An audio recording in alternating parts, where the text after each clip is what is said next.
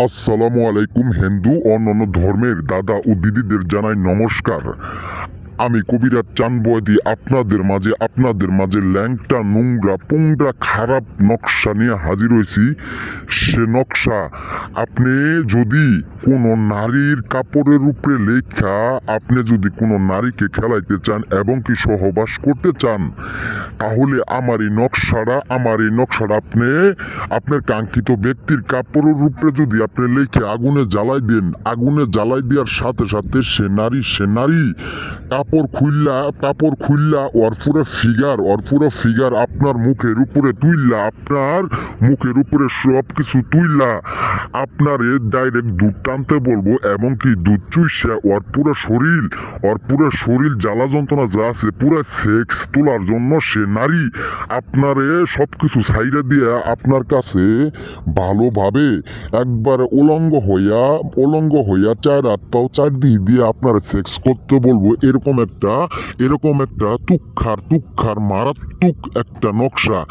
এই নকশাটা আপনি যে কোনো নারীকে, সে নারী আপনার বৌদি হোক, ভাবি হোক, আন্টি হোক, যদি আপনার চয়েস হোক খেলানোর জন্য, যদি আপনার ভালো লাগে, আপনি আপনার পার্শ্ববর্তী কোনো ভাবি, পার্শ্ববর্তী কোনো বোন, পার্শ্ববর্তী কোনো খালা এবং কি আন্টি আপনি দেখছেন সে নারী অনেক মোটা, অনেক তাজা, অনেক পাছাওয়ালা, অনেক ফিগারওয়ালা, এখন আপনার খেলানোর জন্য অনেক মন চাইতেছে কিন্তু আপনি খেলতে পারতেছেন না, এখন আপনার কোনো উপায় বিচ্ছাই পাইতেছেন না। আর উপায় বিচ্ছাইতে হবো না, আমার এই নকশাটা আপনি আমার এই নকশাটা আপনি যদি কোনো নারী ভালো লাগে, সেই নারীর এক টুকরা কাপড়ের উপরে আমার এই নকশাটা রাখাইয়া আপনি আগুনে জ্বালাই দেন। সে নারী একবারে বুদার রস ছাইরে দিয়ে আপনারে জড়ায়া দইরা সে নারী সেক্স মেটানোর জন্য পুরো অলঙ্গ হইয়া আপনার সবকিছু ইচ্ছা করে দেওয়ার জন্য পুরো আবেগে আপনার খাটে এবং কি আপনি যে কোনো জায়গায় যাইতে বলবেন সে নারী যাইতে বাধ্য থাকবে। যে নারী